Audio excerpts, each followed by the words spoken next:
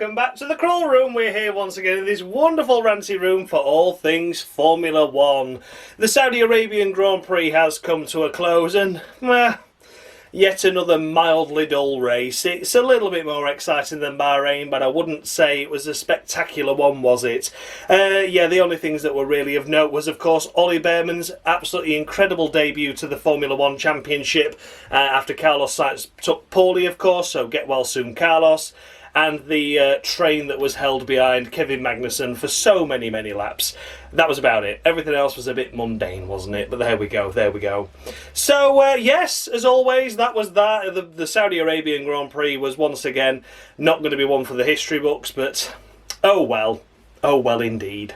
So if you've never seen this series before, I award the drivers out a maximum of 10 points based on their race weekend's performance, and I go all the way down to 0 if they have a particularly bad one. Take a look out for bonus points though. They're sometimes enough for some drivers to do something extra special during a race, and on the very rare occasion I do award minus points to those drivers that do something extra special, but for all the wrong reasons. Let's take a look at the current Crawl Room standings then going into this race. It is on the screen now for you to take a look at and have a quick glance and to see where your favourite driver is. Can you see him going up? Can you see him going down? Carlos Sainz, of course, will be removed from this one, of course, and Ollie Bman will be taking his place. I've decided this year that drivers will be scoring individually, so Ollie Bman's points will not be added to Carlos's, but of course, as soon as Carlos Sainz returns, he will return to the standings and have another go of it. It's what happens in Formula One, so I thought it'd be the same to do it here, as much as it wasn't Carlos's fault, of course.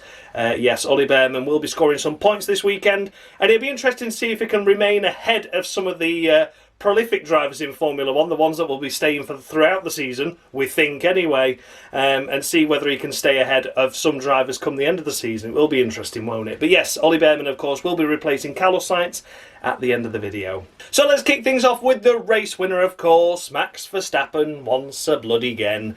Not really anything to say once again, is it? Pole position, led the race, won the race.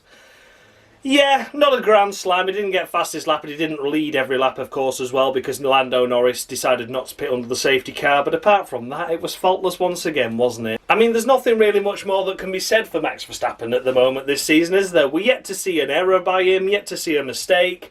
But when one does come, I will, of course, harshly criticise him. But for now, it's going to be 9.5. He's not getting a perfect 10. He didn't get the fastest lap. He didn't lead every lap, but that was just strategy. But fastest lap, you know, he should have done it. He should have done it, but he didn't. So I'm knocking half a point off. 9.5 to Max Verstappen for that.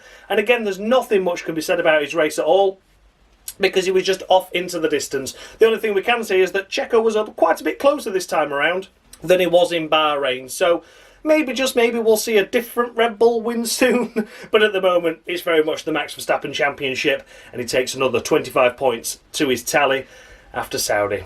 9.5 to him on the Crawl Room. And then we come to Checo! Sergio Perez, another 1-2 by the Red Bull squad. So yes, after 2 rounds, Red Bull are only just 1 point short of a full tally, of course, not achieving fastest lap this time around. But once again, a fantastic effort by Checo. P3 on the grid was okay, better than last time at Bahrain. Was behind Leclerc for a little bit, didn't he? And then put the moves on him early in the early phases of the race.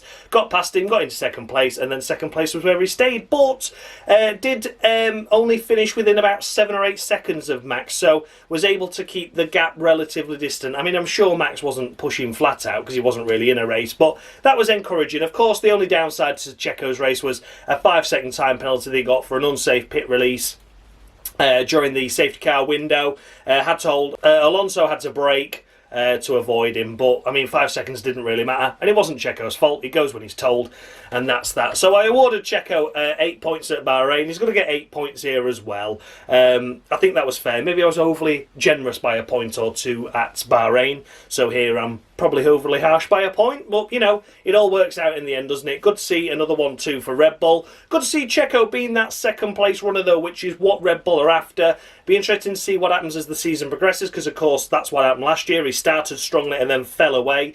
If he can just keep picking up the second places, he's going to have that Red Bull seat all day long, isn't he? So yeah, a solid 8 to Checo once again for him. 2 solid starts to the seasons. Would just like to see him a little bit closer to Max, and we might be able to see a different pole sitter and a different winner.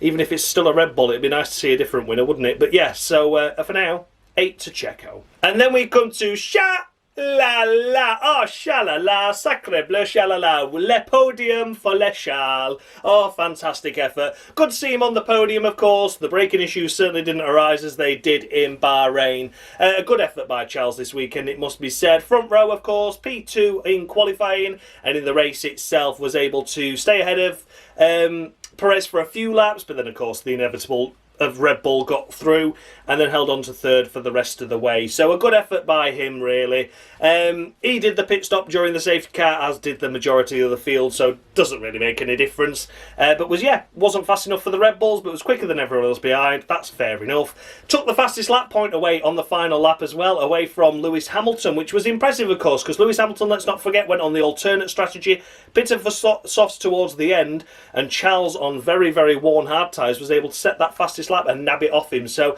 good effort by Charles, that. Overall I think he did a really, really good job. Overly impressive. It was a good drive. I think this is the pace of the Ferrari. As we know from last season, the Red Bulls obviously got the racecraft and the race pace, but qualifying it's a little bit more closely at times. So P2, fantastic. P3 on the road, fantastic. And of course, snatching that fastest lap point away from Hamilton was a good effort as well. So it's going to be 8.5 to him. I think he deserves more than Perez, but not just as many as Max Verstappen. And that's what I've based it on. I think he's had a solid drive this race weekend.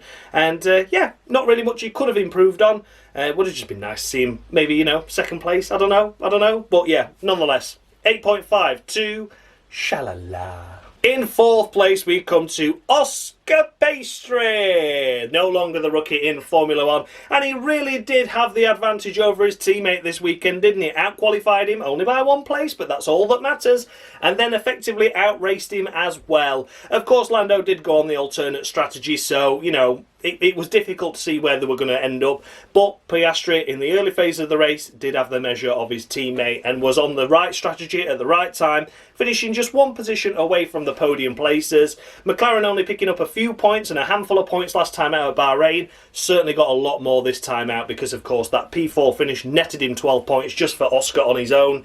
And it was a good job, really. It was a good drive. I can't really say anything other than that.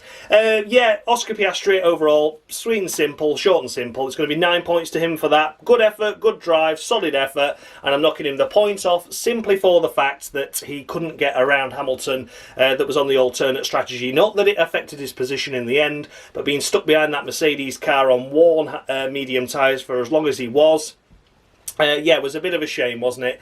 It'd have been nice to see him overtake round him, but unfortunately a couple of lunges and attempts at turn 1 didn't pay off, and then was sticking his nose in awkward positions and had to back out. So, not a criticism as such, but not a perfect score. I think 9 points is fair for Oscar's race this weekend. It was certainly a good effort by him.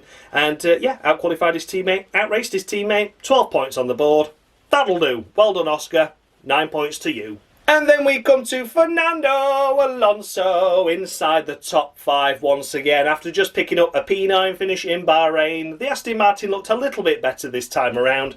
It's not where Alonso wants to be, of course. After the dizzying heights of the start of last season, where he got podium after podium after podium after podium in the first few races, he just picks up a couple of points in Bahrain. Here it's a 10-point haul with 5th place, and he says he's relatively happy with that.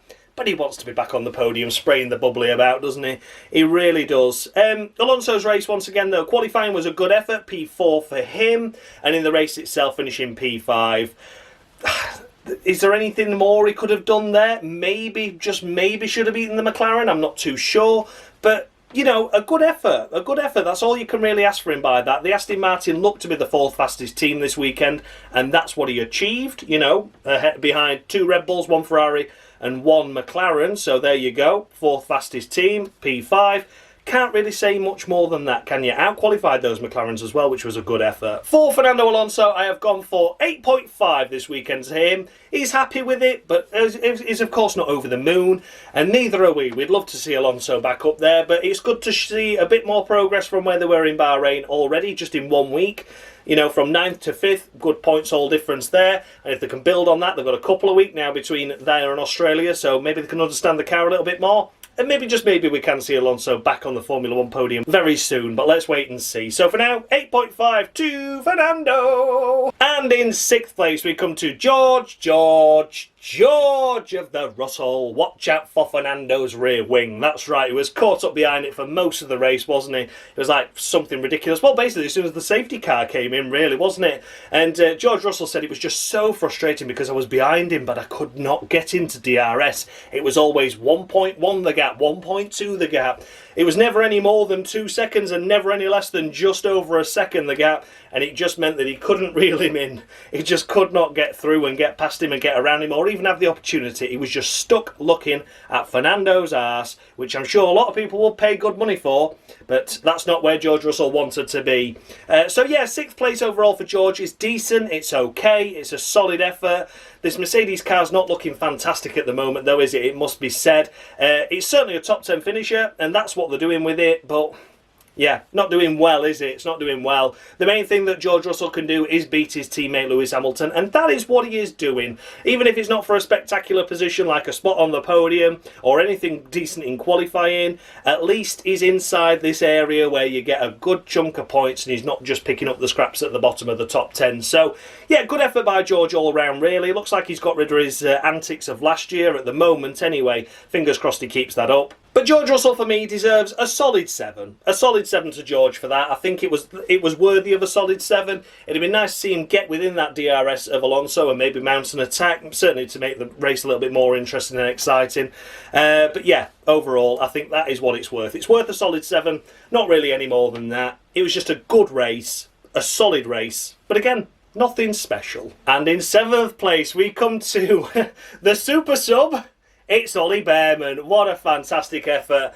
Bow down, we're not worthy, Ollie, we're not worthy. The young 18-year-old taking his place in Formula 1 with the Ferrari squad, not taking practice in free practice 1 or 2, he was too busy getting his pole position in Formula 2, and then on the Friday morning got the call to say, Sainz is out, we need you in. So instead of taking the races that he was supposed to take for Formula 2, he took to some Grand Prix F1 free practice sessions, some qualifying sessions, and a race as well, of course. Qualifying in P11, just 37 hundredths of a second away from knocking Lewis Hamilton out. Had Tsunoda not improved on his lap time in that session, he would have gone through. So, you know, it was very, very fine margins there. But P11 on debut, with just 1 hour in the car previously, was certainly a good effort. And then in the race itself, he got bottled up behind Yuki for such a long time, didn't he?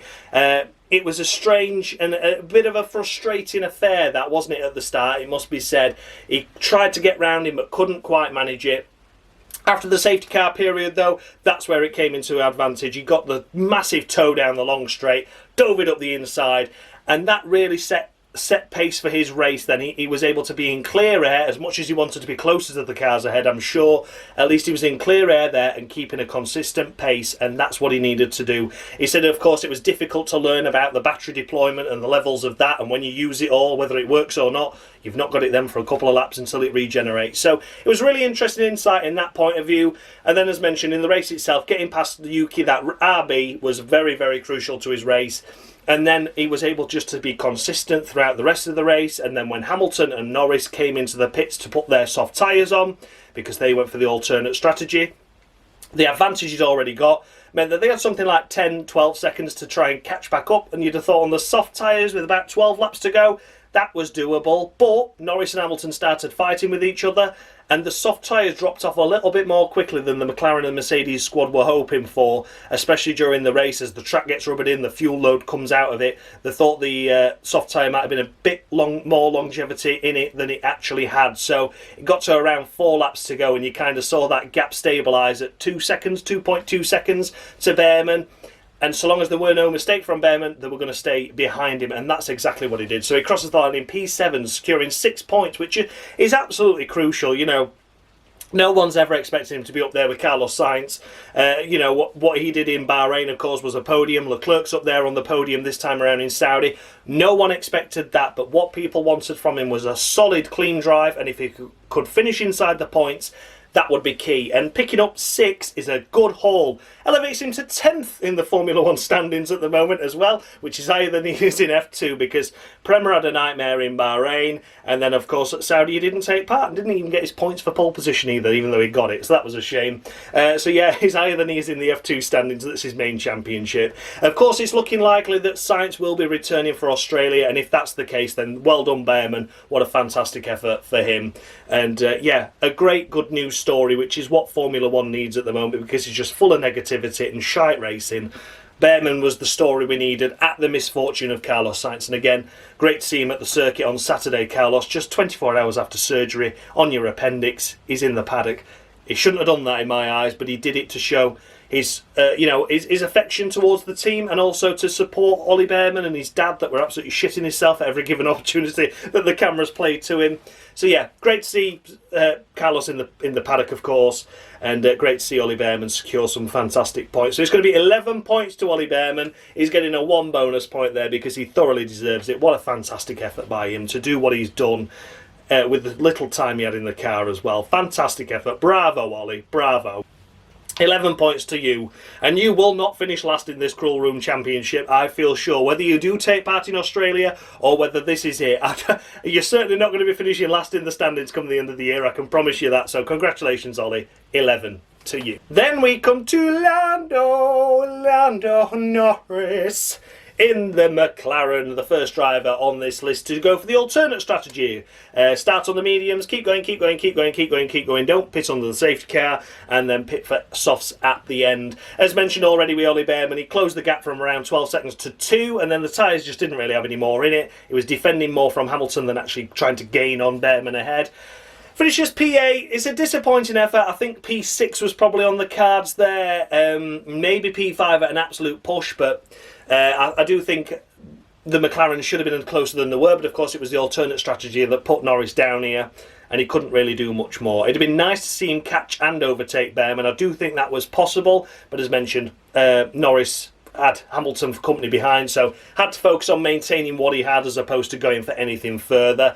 He's 4 points on the board, which is a good chunk of points to McLaren's tally once again, and another double points finish for them is not to be sniffed at. It's a shame it wasn't a little bit higher up the order, but as mentioned, it mainly came down to the strategy. Qualifying, okay, out-qualified by his teammate, and then jumped the start, but for whatever reason the FIA thought it wasn't worthy of a penalty. So, yeah, a bit of a strange one that, but there we go. So yeah, for Lando Norris overall, it's going to be 7 to him, a solid 7. Again, nothing special, nothing spectacular. P8 due to strategy, should have really been P6 on the road had he gone the other way around. Maybe P5 was possible as well.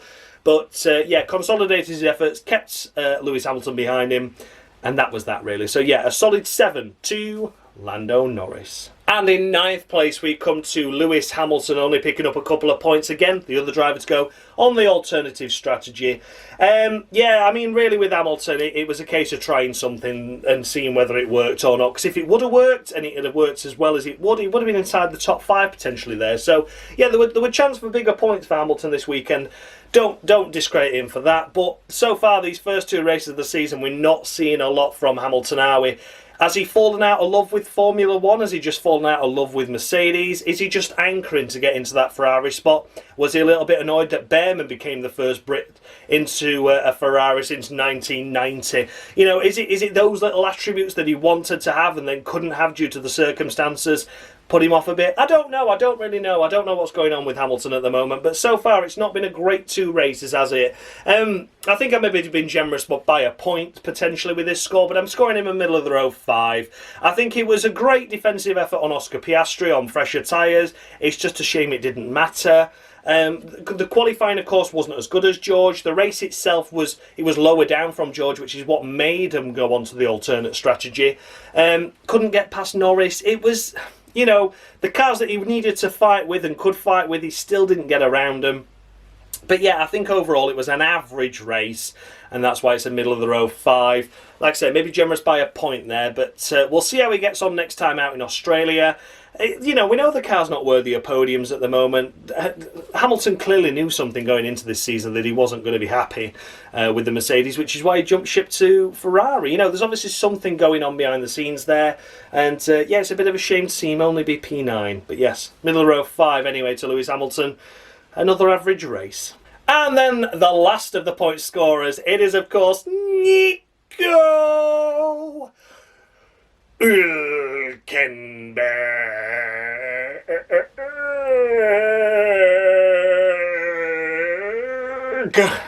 Oh, I needed that. What a fantastic effort by Nico Hulkenberg this race, but it must be said, it was all mainly down to his teammate and not Hulkenberg himself. But this weekend has been a solid weekend by Nico nonetheless. Unfortunately, qualifying through into Q2 and then had a fuel issue at the start of Q2, so couldn't set a representative lap time. P15 was the best, of course, he could manage at that point.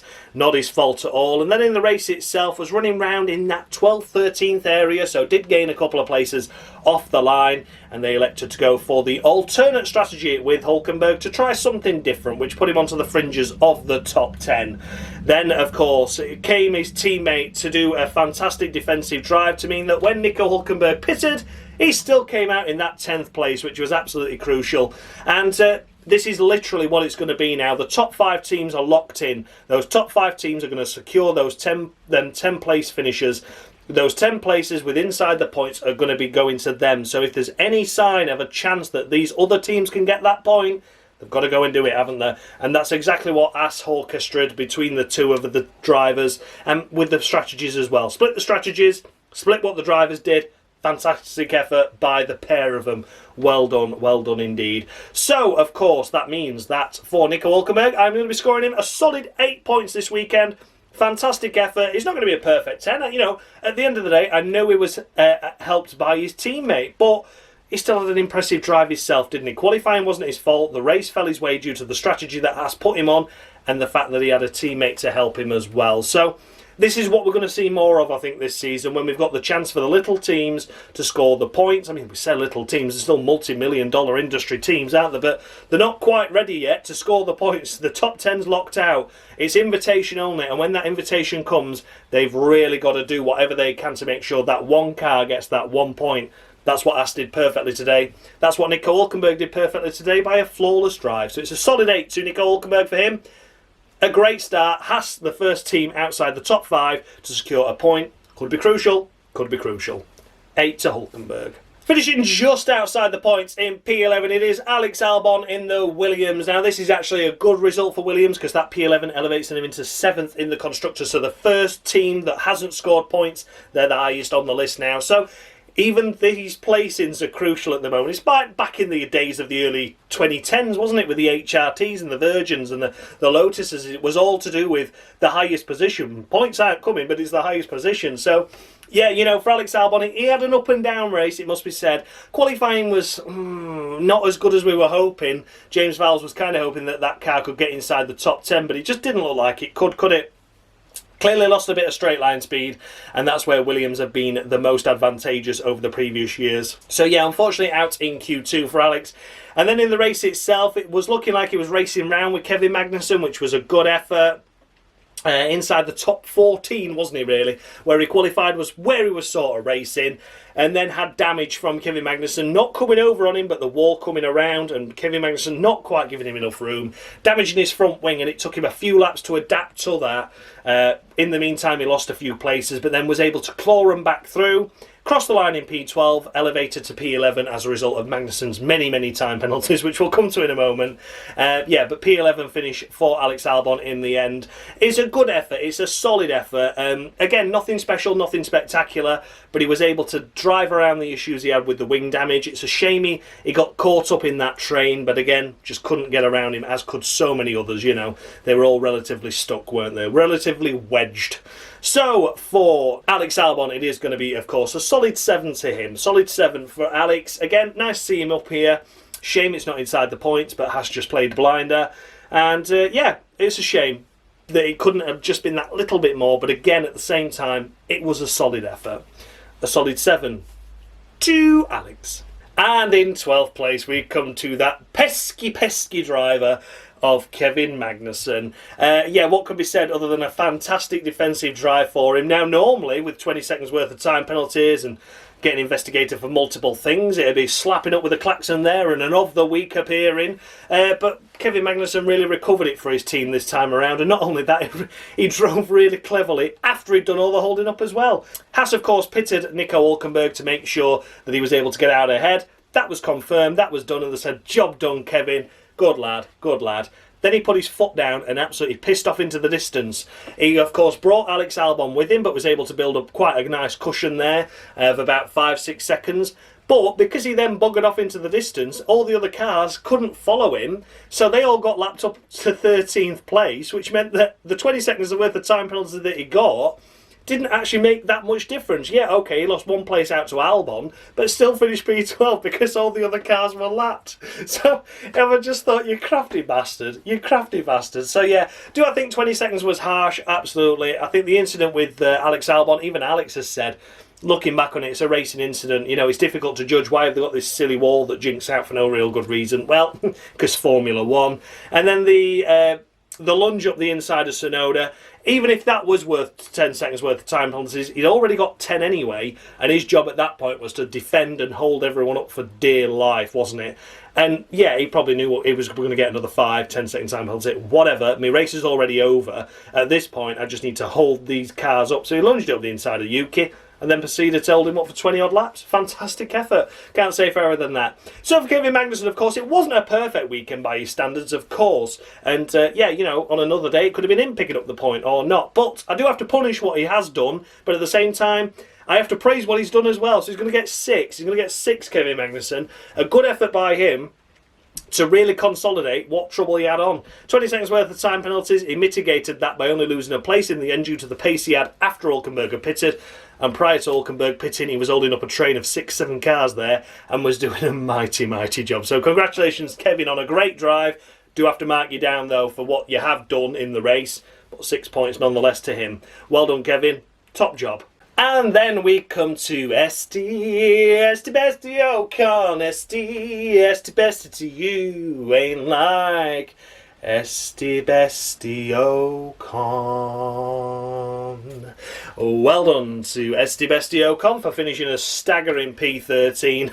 That's all the Alpines got, really. But he finished ahead of a number of cars there, so, you know, credit where credit's due. That car's dog shit, we know it is. There's nothing they can do between a week, and at least he brought it home.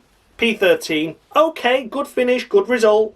You know, a few places away from the points, but what can we do, really? What are we going to do with these Alpines, eh? Hopefully something comes along soon, which means we can have a little bit more encouraging pace for them. But Ocon opened up and delivered the opportunities when they arose. That's all I can say, really. He was in that gaggle and at the back of it, and was able to claw his way up to P13 and the last of the runners to get lapped as well. So can't really fault him, can you? Cannot really fault him at all. So yeah, it's going to be a good 6.5 for me personally. It's still difficult to judge where that Alpine is, where the pace is, but I think realistically, Esteban Ocon has done all he can with the equipment and the car he's got. We're going to have to really see what happens in Australia and then maybe start giving him 10 points for finishing fucking 12th. I don't know, but at the minute it's looking frustrating. I'm trying to keep it as even, as fair as possible.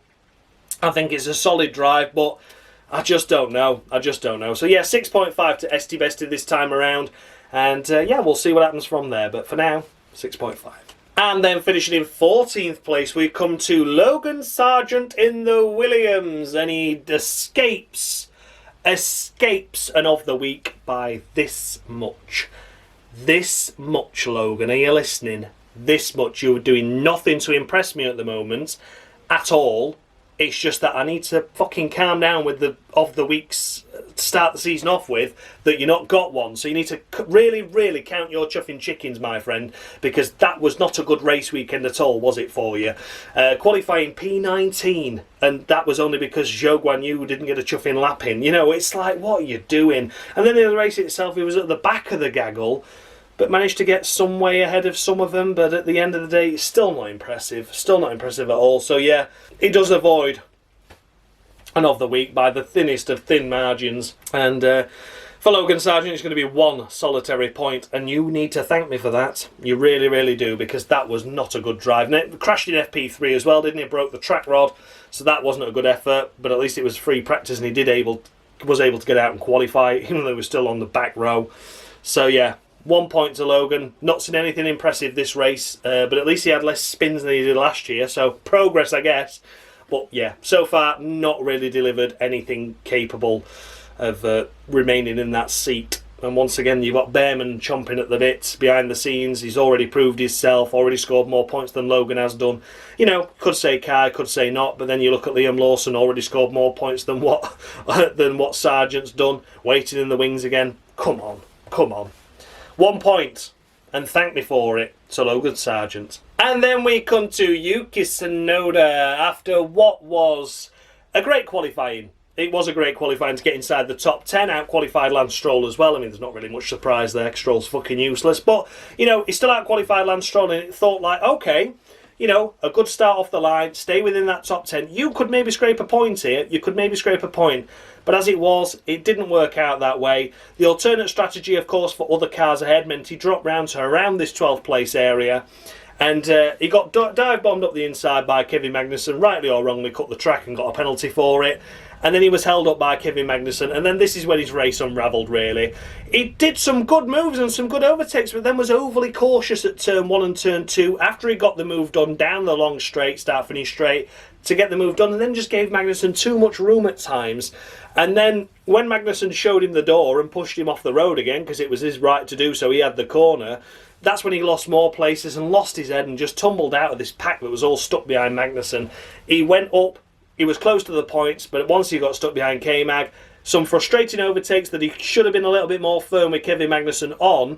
He was overly generous and then got punished for it, and then lost his head and lost more places as well. So Yuki Tsunoda is going to get 4 points for me. That's mainly all down to the qualifying efforts, and I do understand his frustration, especially when he was overtaken off the track illegally by a car that was already effectively out of the race with the penalty it had already received, and the other penalty didn't make any difference really on top after he overtook Yuki. So yeah, I understand Yuki's frustration. I think there was more he could have done to be a little bit firmer with Kevin Magnuson during the overtaking opportunities that he did have, didn't capitalise on them.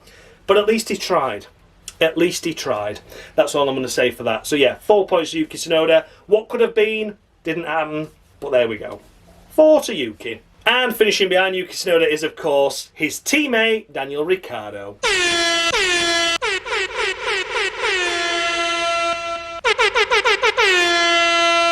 I don't think there's ever been a successful Ricciardo in Formula 1. Even Daniel is past it. And there we have it, Ricciardo Zonta of the Week to Daniel Ricciardo. I do not care if he had a 40-second pit stop within that safety car period. He was P nowhere. And I'm not joking, I'm not exaggerating, he was chuffing nowhere. So yeah, still finishes behind his teammate Tsunoda, who had a fighting race and a spirited race and only one position behind him. But what the fuck is he doing? I'm sorry, I already said that he didn't deserve this seat. I have already said it. I said it last year as well after they signed him over fucking Lawson.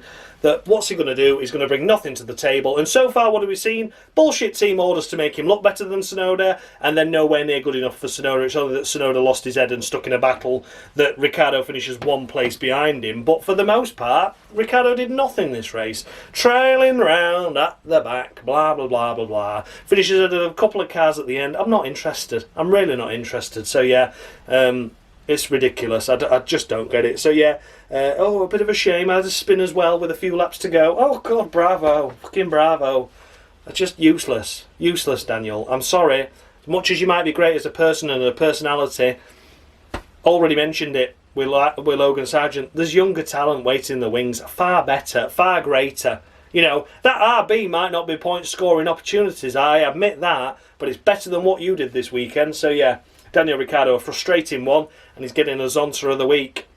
Ridiculous. Absolutely ridiculous. And finishing behind Daniel Ricciardo, we come to, of course, Valtteri Bottas.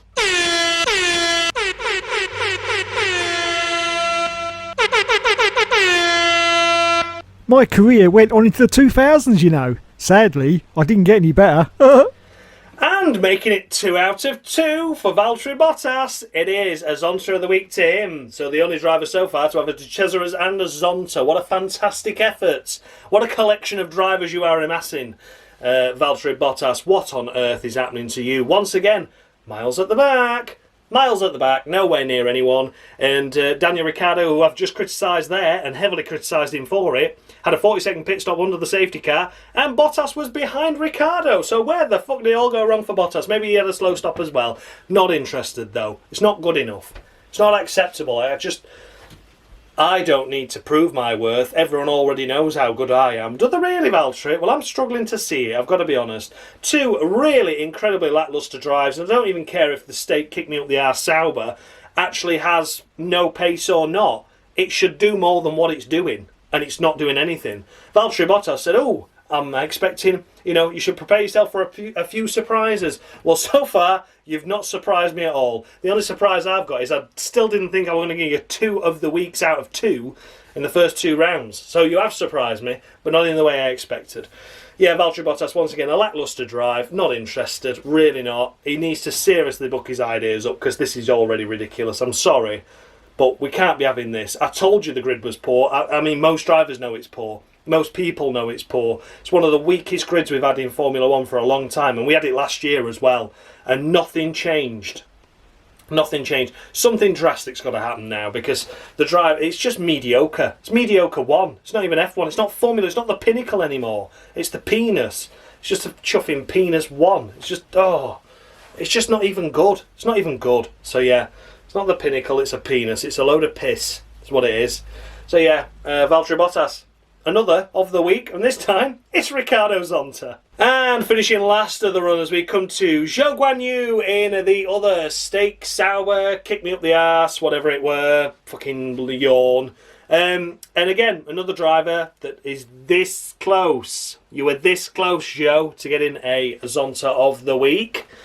Like Logan Sargent, count your lucky chickens that other drivers were shitter. That's all I'm going to say to that. And yeah, Zhou, he was on the alternate strategy like everyone else was. He wouldn't have finished down here had he not had a 50-second pit stop again. So, again, Steak Sauber, not only are the drivers shit and lacklustre, they're struggling with the wheel nuts at pit stops. What the hell is going on? They really need to look at that. They've got 2 weeks now. Get on top of that, because that's costing you. It's not costing you anything, really, because your drivers are finishing last anyway, but making you look worse than what you are. Not good enough. So yeah, for Zhou Guanyu, he's getting a solitary point as well.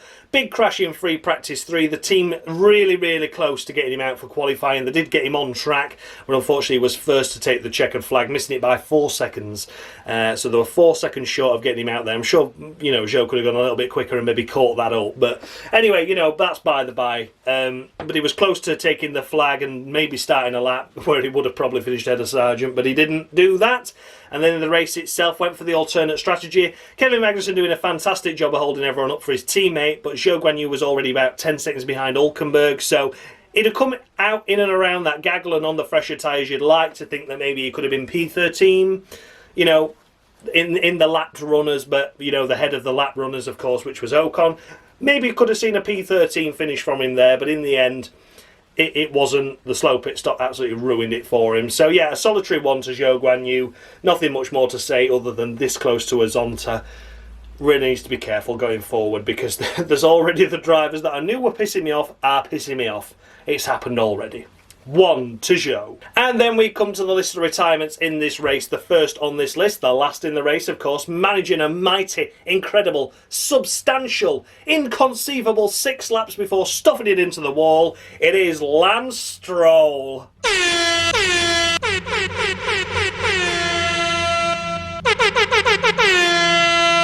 Me and my teammate Villeneuve dared each other to go flat out through Eau Rouge. Guess what? We both crashed on our first flying laps. Whoops. And there we have it.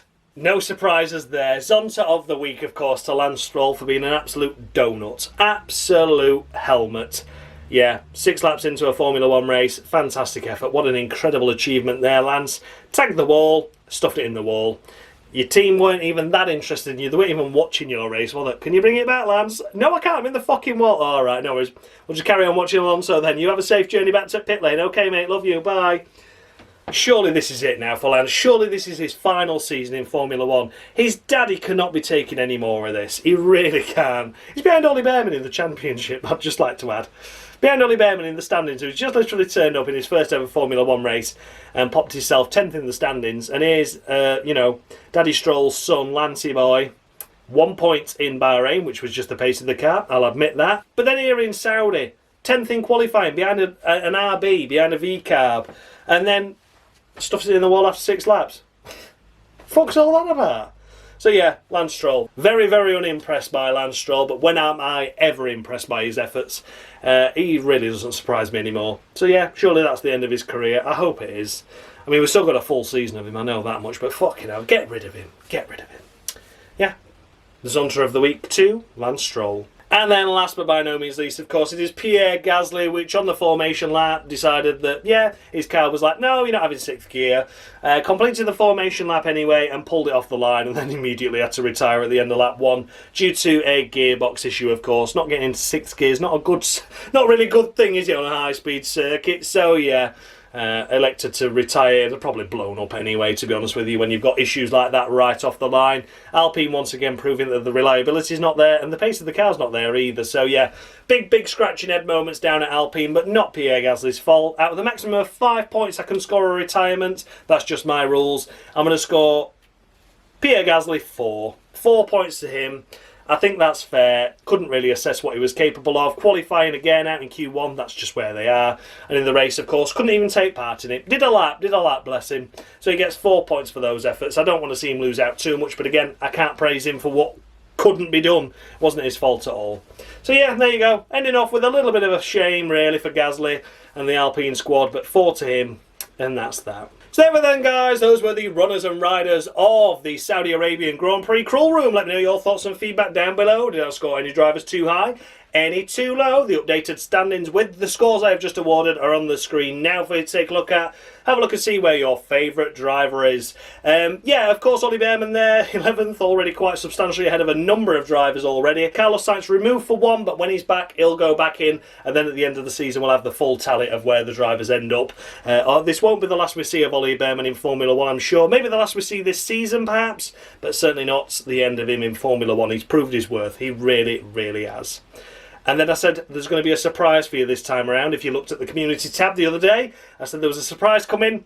And here it is. It's on the screen now for you to take a look at. It's the team standings. We're adding the driver scores together and putting them into a team ranking. We knew we were going to do this, but we didn't want to spoil the surprise after episode 1. We wanted to make something worthwhile coming back for watching episode 2, 4. So as you can see there, the standings are there, and I can influence and alter these as much as I like as well. So after I finish with the drivers, if I've got any penalties to dish to the teams, I'll award them to them. So yes, of course, at the moment, there's Alpine seem to be a lot higher up than where they actually deserve. They're not bottom of the standings, which is absolutely mental. But the way Stake kicked me up the arse are going, I think they deserve to be last. So I'm leaving it all as it is for now. We're going to see how it unfolds. But then I can manipulate that separately after I've gone through the driver rankings anyway.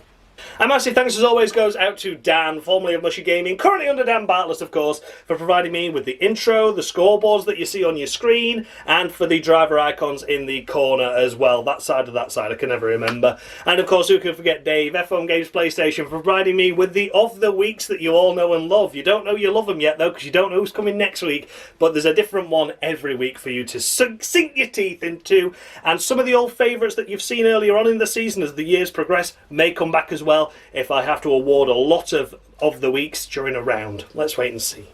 So yeah, thank you so much for watching, guys. I'll see you all next week if you're interested in the Formula E Crawl Room, of course, because that is back this time around for a single race in wherever it is, but that'll be out Monday at 6 PM if you're interested. But if not, and you just want to watch the Formula 1 stuff, I'll see you in 2 weeks for the Australian one. Thanks a lot for watching, guys, and as always, much love.